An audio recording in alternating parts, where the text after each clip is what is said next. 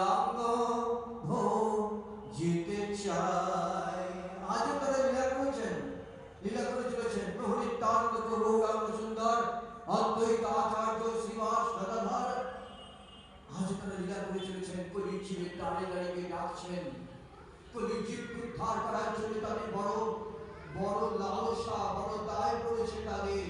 আর তাই কলির জীবের দাঁড়ে দাঁড়িয়ে তারা ভিক্ষা চাইছেন।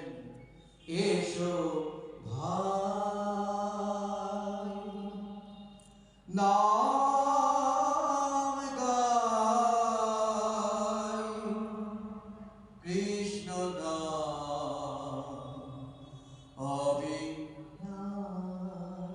আমার প্রভু নিত্যানন্দ সুন্দর লিখতে চাইছেন। এসো ভাই নাম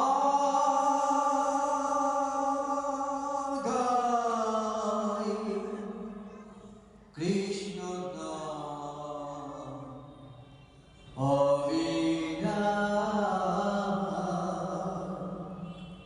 কেন কেন নাম গাইব?